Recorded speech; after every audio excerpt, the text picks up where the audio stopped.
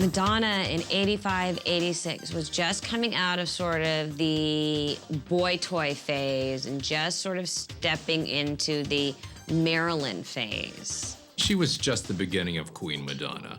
She was, queen of the music scene. She was queen of the gossip scene. She was queen of the romance scene. She had Sean Penn, hot dude. She was really at the point, I think, that she was going from being a star to a superstar. True Blue was just out, and she produced it. It was her first album to produce. She wrote a lot of the songs, and a lot of them are inspired by Sean, and she's so in love with Sean. And you can hear that in many of the songs, and I think it's why they're so good. Each video that came out, became a little more sophisticated, and you saw and read and knew more of her input behind the scenes, and you're going, well, there's a little baby phenomenon starting here. This girl, she's sharp. She's got something on the ball. She always had the right men for the right headlines, and her music was catchy. It wasn't deep. It wasn't, it wasn't anything that you had to think about. You just sort of wanted to move to it and strut to it. And of course, she was very gay friendly. That'll make anybody huge. Very strong, very laser pinpoint as to what she wanted to do in her life. I mean, there's a little clip of Dick Clark interviewing her the first time she was on American Bandstand and asking her, well, what do you expect? She goes, I want to take over the world, and pretty much as a pop artist, she has. Madonna was always pushing the envelope. She's still pushing the envelope. And she brings everything together, always first through the music. It seems that there's a pattern through the years that the music is always very personal to her. And what's happening is very personal to her. And she takes it into her whole life. So it's not just, the music, it's the hair, it's the makeup, it's the look, it's the lifestyle. No one's pushed the envelope better than Madonna. Open your heart, oh my God, pedophilia. Is she talking about doing it with a younger guy? To the sex book, the sex album. I mean, she just does it with such panache that it just sort of makes you want to go out and have sex in front of your mother, almost. Not quite, but close. She not only has her finger on the pulse, she knows what the pulse is before we know.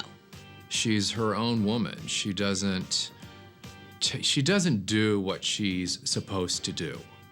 And we love her even more. I would say that she is one of the most protein performers in the sense of knowing who she is, what she wants to do. Innovative, daring, ready to break taboos and everything. It takes a lot of cojones, like a lot of balls. One true measure of a star certainly would be is how impressively are you imitated, and definitely Madonna gets great marks for that. I mean, how many little girls were wearing, the big bow and all the mascara and trying to look like little sluts on their way to school with the bangles and the showing cleavage when they probably shouldn't have, trying to wear a top that looks like a bra but it's not quite. And she was great. She was that bad girl that every good girl wanted to be when they were growing up. I was asked by Macy's, along with, of all people, Andy Warhol, to judge a Madonna lookalike contest when they were opening up Madonna Land, which was a whole department that featured all the stuff, the lingerie that was worn as outer clothing that she was wearing up until that time. So there were all these little girls there, I'd say 11, 12, 13, not too much younger, not too much older.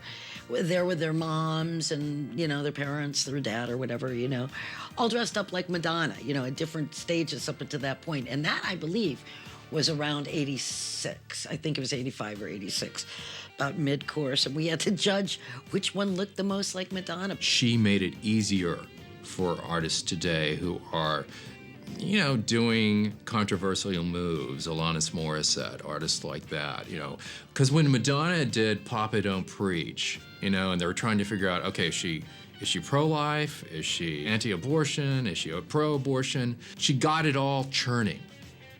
And nobody does that better. I mean, come on, she did it in a bra before anybody else did it in a bra, right? And she did the slut virgin whore thing, like nobody's business. It's what made her famous, if you think about it.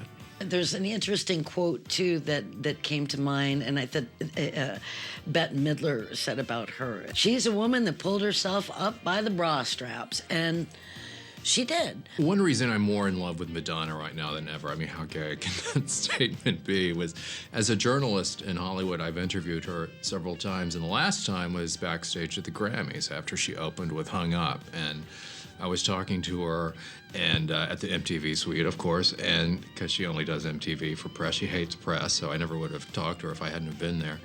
And her body is just perfect, and it's so streamlined and taut, and it's just luscious at the same time. And I said, how do you keep that bod, Madonna? And she goes, Pilates. And it was like the same old kind of stiff-ass answer she's always given me when I've asked her questions before. But this time, she followed up with my follow-up, which was, I said, oh, you don't keep it taut from love, huh, Madonna? And she said, oh, no, Ted, that's what I should have said, isn't it? Years past, she never would have played with me like that, ever. And now I think she's in a certain, she just is, I wouldn't say happy. I would say she's the closest to being happy that she's ever been. How saccharine is that? Okay, do you want to go throw up?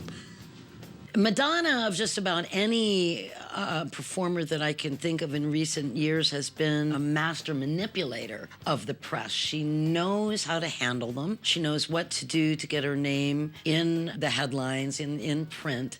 She just knows. And again, she's very instinctive when it comes to self-promotion and marketing. There's probably no one that can top her. I think the media has always had a love-hate relationship with Madonna for several reasons. I mean, they love Madonna. I should say we love Madonna because we need that slot filled, that out-of-control pop star. Britney Spears was it for a while, it was Madonna. But they didn't like it that she was calling her own shots. I think the press, even recently, with her adoption of David, were so cruel. And then especially with the acting, I think, she really was put under much more of a microscope because of who she became as Madonna than if it was a younger actress starting out. And there were a lot of people in the media feeling very pissy, like, oh, we made you and we can break you. And well, that's like BS. There's no, you don't break Madonna. She's going to control herself. And I think many members of the media were resentful that she was not more appreciative of their adulation of her, and therefore they got bitchy. I think no matter when she came out, there would have been a way that Madonna would have risen to the top. You just don't stop somebody that's so determined to win. And I'd say at least half the pop stuff that's on the charts, especially with the female singers, and you can run them down, wouldn't even exist without the influence that she had on them. I think she was truly a cultural icon and has stayed a cultural icon. She's one of them, definitely. I put her up there definitely as an icon, most definitely. Can't beat her. That's the reason I love her, and I think people still love her, because she's a maverick, she's independent, and she doesn't give an F what you think.